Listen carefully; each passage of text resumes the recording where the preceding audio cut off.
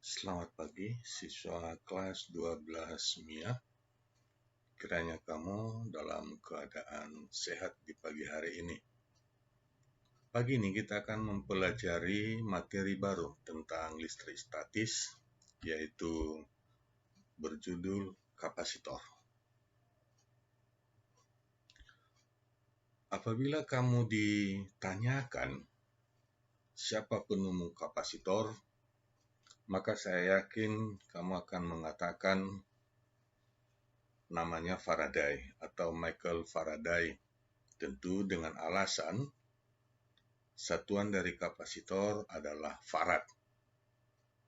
Ternyata penemu daripada kapasitor bukanlah Faraday, tetapi adalah seorang berkebangsaan Jerman, yaitu Ewald Georg von Claeys.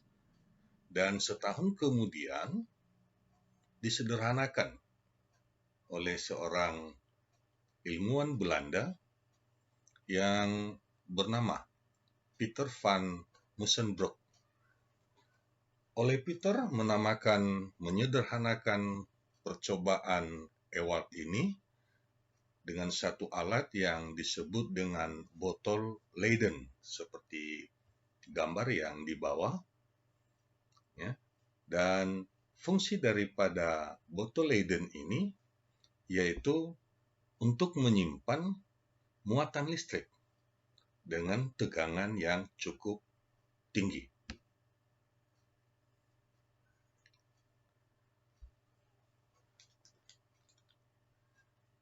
Selanjutnya, fungsi lain daripada kapasitor selain menyimpan muatan dan energi, beberapa fungsi yang dalam kehidupan sehari-hari juga kita jumpai, misalnya sebagai penentu frekuensi daripada pemancar radio, sebagai perata tegangan pada power supply, kemudian menghindari atau membebaskan percikan api, apakah itu di jaringan listrik atau di pengapian mobil, kendaraan bermotor.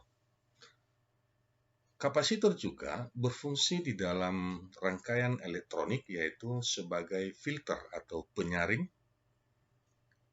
juga untuk mengirit daya listrik yang dipergunakan pada lampu neon, dan kapasitor juga sebagai pembangkit gelombang atau sebagai osilator.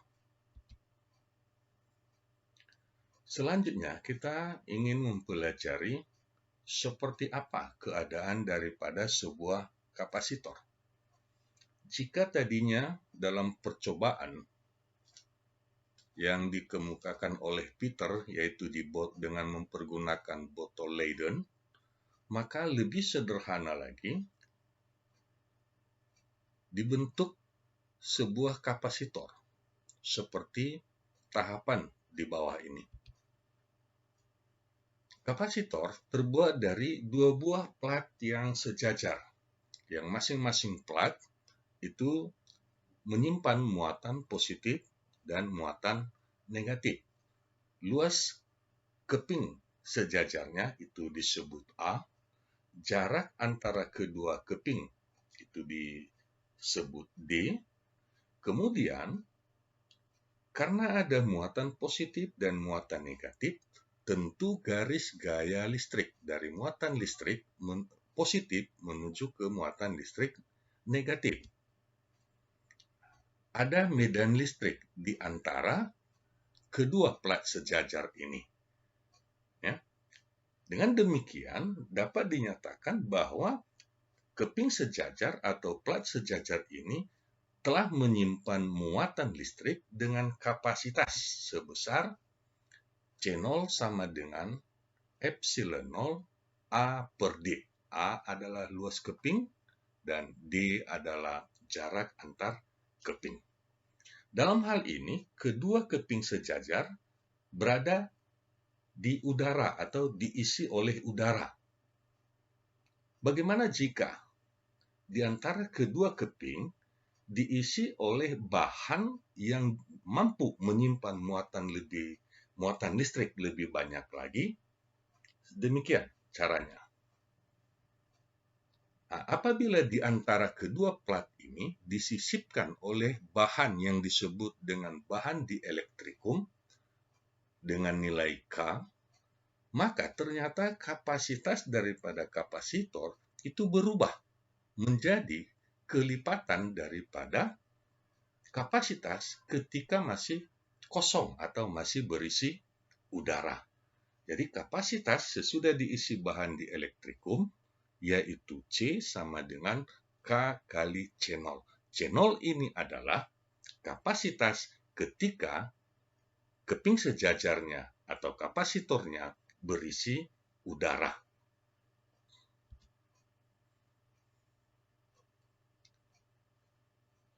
Selanjutnya kita akan melihat nilai daripada kapasitas kapasitor.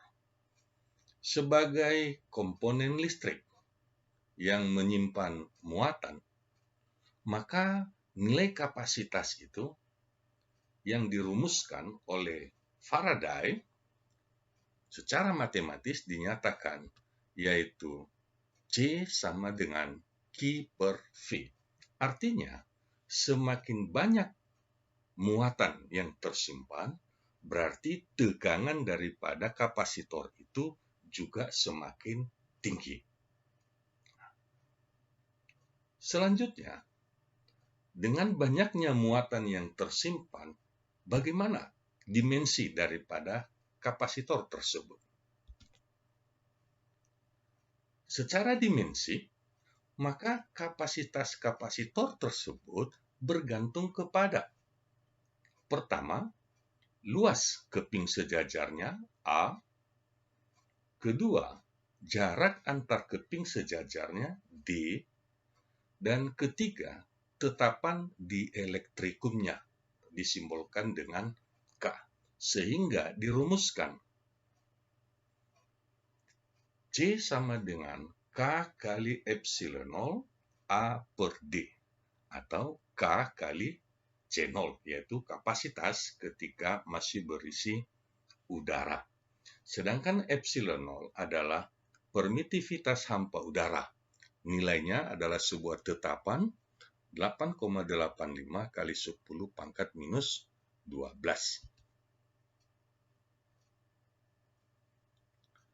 Setelah mengetahui beberapa nilai daripada kapasitor, maka kita akan melihat jenis kapasitor yang banyak dijumpai di pasaran. Kapasitor yang ada di pasaran seperti gambar ini, mungkin kamu pernah melihatnya. Jenis yang pertama yaitu ada kapasitor yang nilainya tetap. Ya, kapasitor yang nilai tetap ini misalnya terbuat dari polyester, keramik, terbuat dari kertas, mika, bahkan elektrolit yang sering disebut dengan elko, dan tantalum. Nah, nilainya sudah fix, tidak berubah. Jenis yang lain yaitu kapasitor yang nilainya bisa berubah. Contohnya Farco atau variabel kondensator dan tremor. Nah, ini kedua alat ini banyak kita jumpai misalnya di dalam radio. Untuk menentukan frekuensi radio, maka Farco ini diputar sesuai dengan panjang gelombang atau frekuensi radio yang kita inginkan.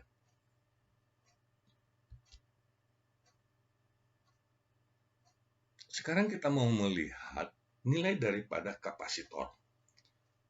Kalau kita perhatikan gambar, maka di setiap kapasitor ada nilai yang tertulis. Ada angka, ada simbol-simbol yang tertulis.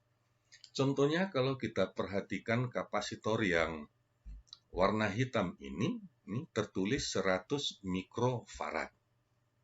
Tentu bagaimana dengan kapasitor yang tertulis 473J? Maka cara membacanya adalah jika ditulis 473J, maka itu berarti nilai kapasitornya 47 kali 10 pangkat 3 atau 47.000 pikofarad. Kalau yang ditulis Ya, dengan toleransi, Z-nya berarti toleransi.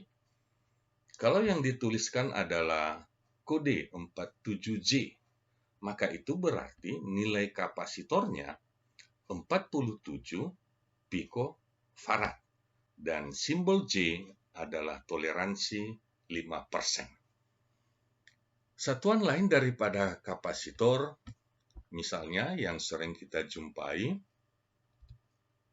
farad, milifarad, mikrofarad, nanofarad, dan picofarad. Ini beberapa satuan yang akan sering kamu jumpai dalam pembahasan soal selanjutnya.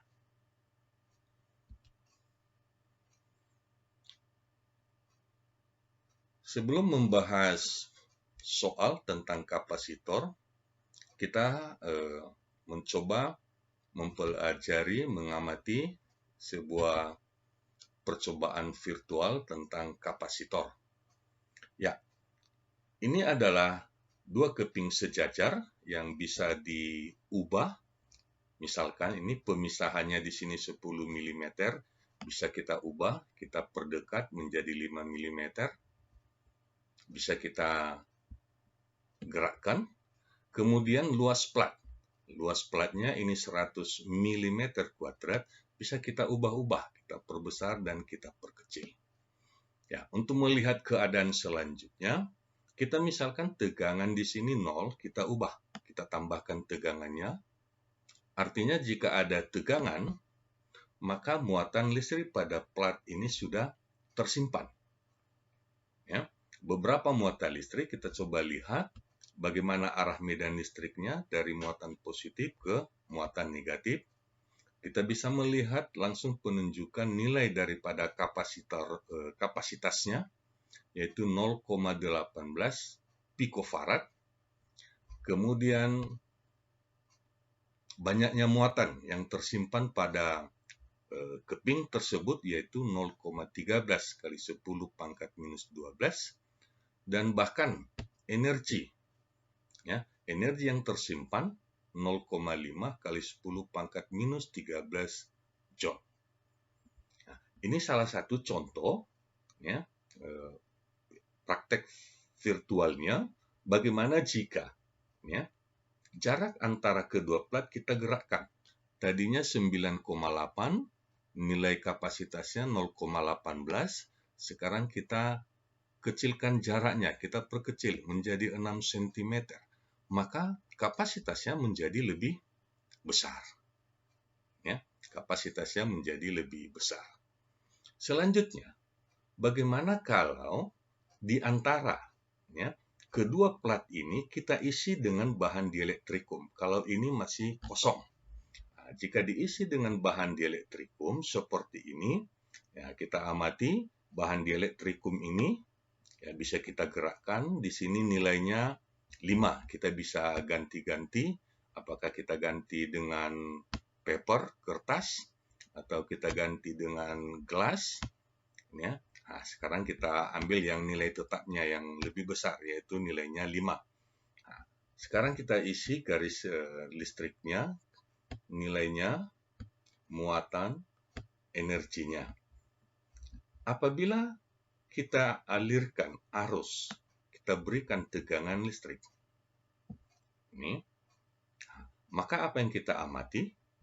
Ya, kapasitasnya 0,89 kali 10 pangkat minus 13 farad untuk jarak 10 mm dan luas plat 100 mm kuadrat. Sekarang kita sisipkan sebuah bahan dielektrikum ke dalamnya, maka amati kapasitasnya akan berubah. Iya, perhatikan. Ya, maka kapasitasnya sudah menjadi 4,35. Artinya, semakin disisip oleh bahan dielektrikum, maka kapasitas daripada kapasitor itu akan semakin besar. Demikian juga jika jaraknya diperkecil atau jika luas platnya diubah. Bagaimana selanjutnya jika rangkaian kapasitornya dihubungkan seri atau bagaimana jika dihubungkan paralel, itu kamu akan pelajari pada topik yang akan datang. Sekarang kita akan membahas soal, yaitu kapasitor keping sejajar luasnya 50 cm2 berisi udara, kemudian jarak kedua plat yaitu 2 cm. Apabila diberi beda potensial 120 volt, maka ditanyakan nilai kapasitas daripada kapasitor, berapa muatan yang tersimpan, dan kuat medan listriknya. Ya, untuk menyelesaikannya, kita pergunakan persamaan kapasitas kapasitor, maka kita peroleh nilainya sebesar 2,2 picofarad.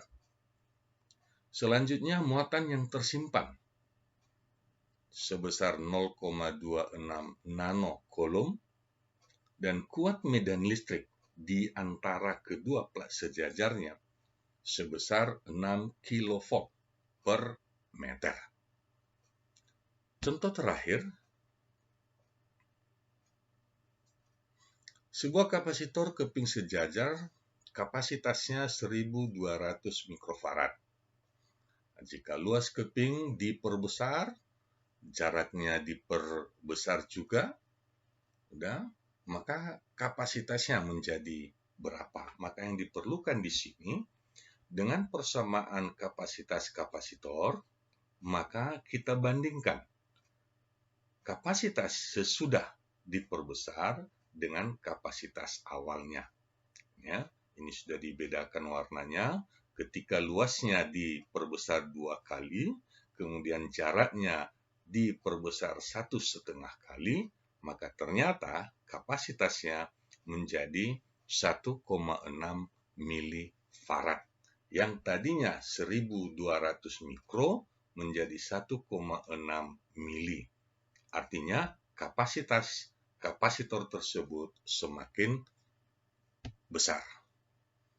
Ya, demikian yang pelajaran untuk kita pada pagi hari ini. Ya, kiranya kamu bisa mempelajarinya ulang, dan apabila masih belum jelas, silakan menghubungi kami ya dengan nomor yang sudah kamu miliki. Sampai di sini, salam sehat buat kamu semua. Terima kasih.